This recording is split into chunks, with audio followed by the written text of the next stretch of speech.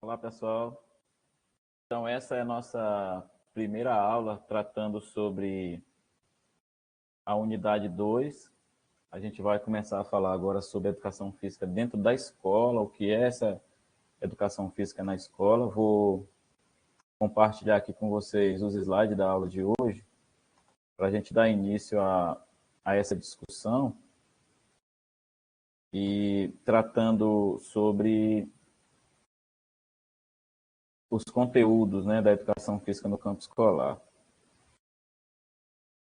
Se vocês observarem lá no vídeo de apresentação, eu trato um pouco sobre isso. E aí agora, a partir dessa unidade 2, a gente começa a falar sobre o que é literatura, o que a literatura científica tem tratado sobre o conteúdo da educação física escolar. Como essa disciplina ela é, de alguma forma, uma síntese das demais disciplinas, a gente não pode perder de vista o que foi trabalhado nas outras disciplinas. Por exemplo, em Fundamentos da Educação Física, vocês devem ter visto o professor falando sobre as abordagens, a gente já tratou um pouco sobre isso lá.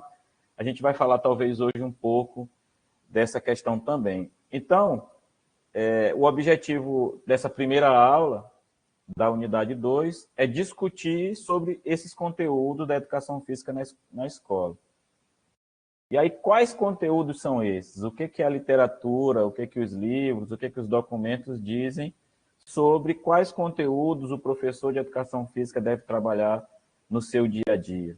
Os livros indicam quantos conteúdos? Vocês devem saber que as demais disciplinas já existem livros didáticos, já existe um material extenso para que o professor consiga organizar a distribuição de conteúdo ao longo das etapas da educação básica.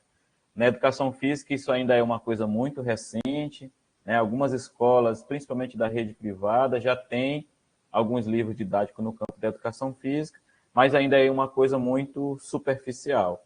Aí o que dizem os PCNs a respeito disso, lançados lá em 1997? O que diz a BNCC?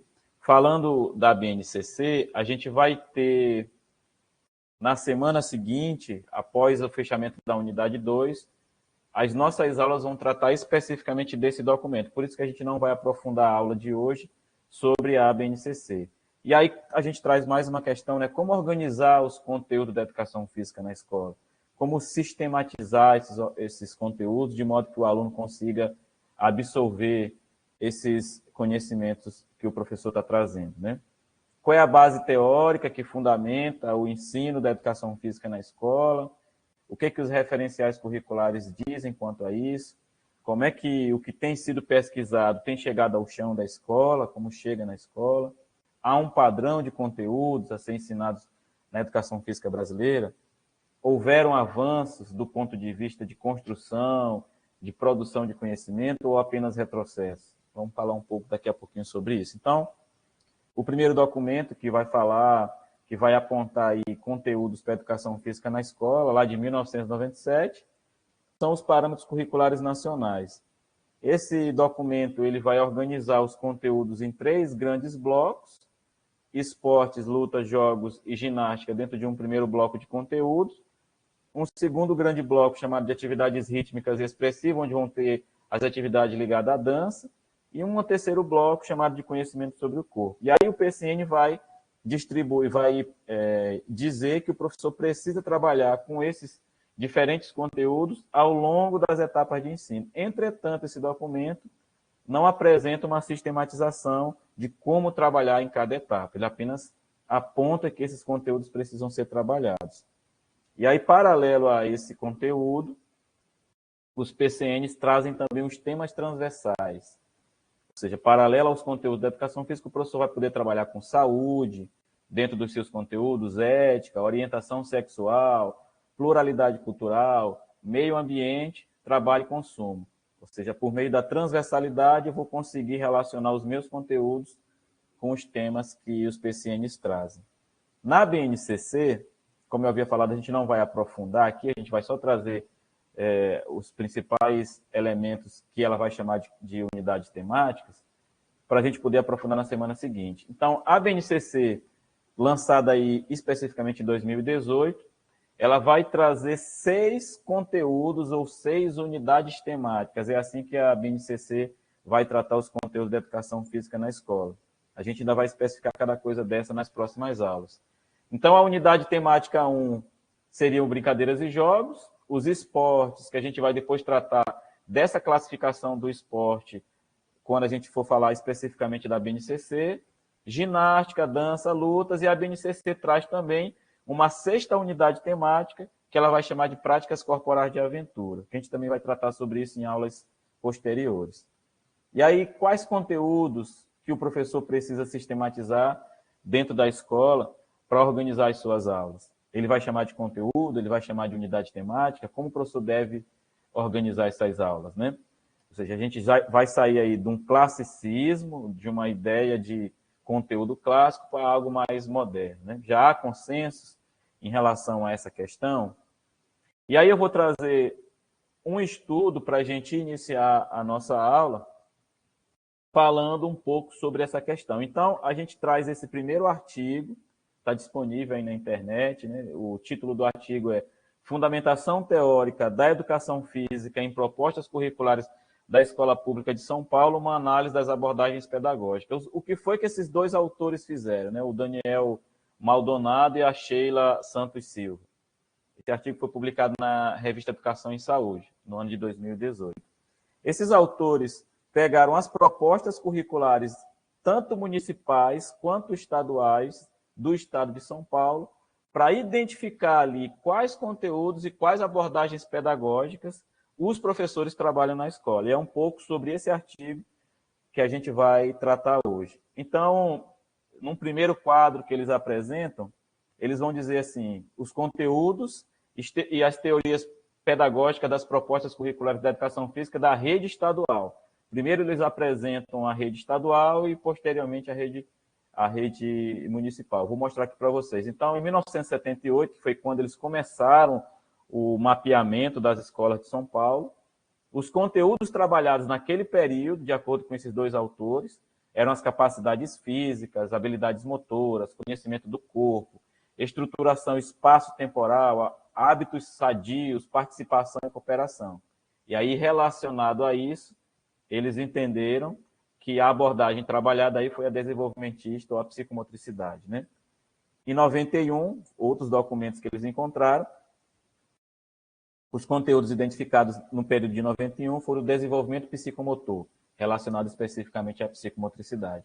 Em 96, eles já identificaram nas escolas estaduais de São Paulo o conteúdo a ser trabalhado, capacidades físicas, habilidades motoras, resolução de problemas, cooperação e competição, ainda dentro de uma abordagem desenvolvimentista e da psicomotricidade. Mais recentemente, em 2008, eles já vão identificar outros conteúdos, que aí os conteúdos identificados na rede estadual foram manifestações da cultura corporal de movimento, entre lutas, ginástica, esporte, atividades rítmicas, jogos e brincadeira, corpo, a saúde e a beleza, contemporaneidade, mídias, lazer e o trabalho. E aí é possível perceber que de 78 até 2008, houve uma mudança aí de perspectiva de conteúdo e também de abordagem. Eles já identificam, de 2008 em diante, a presença das abordagens crítico-superadora e crítico-emancipatória na rede estadual. Vamos ver, então, como é que isso acontece aí na rede municipal. Na rede municipal, o mapeamento foi a partir de 1976 e os conteúdos trabalhados, capacidades físicas, habilidades motoras, estruturação espaço-temporal e ritmo. Na identificação, no quadro, na coluna, né, do lado direito, vocês podem perceber que a abordagem desenvolvida nesse período ali de 76 era desenvolvimentista, ou seja, o trabalho das habilidades físicas, né? Em 88, a rede municipal de São Paulo trabalhava com habilidades motoras, puramente abordagem desenvolvimentista. Já em 92, que é quando surge o coletivo de autores, que a gente vem tratando ao longo das nossas aulas, os conteúdos identificados foram cultura corporal, dentro daqueles conteúdos específicos, e a identificação da abordagem crítico-superadora e crítico-emancipatória. Em 2006, eles já identificaram, na rede municipal, a cultura corporal, além de marcadores sociais, gênero, etnia, religião, e a abordagem identificada por eles foi a abordagem cultural, que eu já tratei em aulas passadas, né? Que essa abordagem cultural foi desenvolvida, foi escrita pelo professor Josimar Daolio. Em 2016, manifestações também da cultura de movimento, e aí eles já identificam 3 abordagens, a crítica superadora, a crítica emancipatória e a cultural, e em 2017 permaneceu, né, essa coisa das manifestações da cultura corporal, dentro do jogo, da brincadeira, das lutas, do esporte, dança e ginástica, e aí houve uma implementação de conteúdos, né, refletir sobre as manifestações da cultura corporal a partir das 3 dimensões de conteúdo. E aí, a partir de 2017, na rede municipal, já identificaram outras abordagens, além da identificação de documentos mais recentes. Identificaram a abordagem crítico-superadora, a presença da crítica emancipatória, e aí eles apontam, né, para os parâmetros curriculares nacionais, não como uma abordagem, mas como um documento que vai indicar proposição de conteúdo. E aí, por conta do surgimento da BNCC, também a presença da BNCC a partir de 2017. O que esses autores concluem, então, com isso? Que houve uma mudança de paradigma na escola de uma perspectiva mais biológica, e agora, mais recentemente, para as ciências humanas.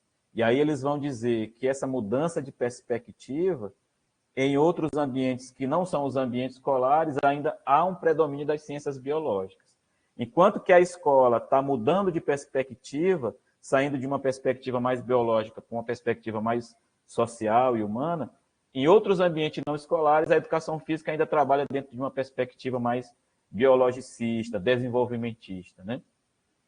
E aí, o Maldonado e a Silva, 2018, vão dizer que há uma necessidade por conta disso, da formação continuada dos docentes que atuam na escola, para que haja sempre essa atualização, considerando, né, que quando esses professores que atuam, muitos que atuam hoje na escola foram formados, a mudança não havia ainda sido feita, essa mudança de perspectiva.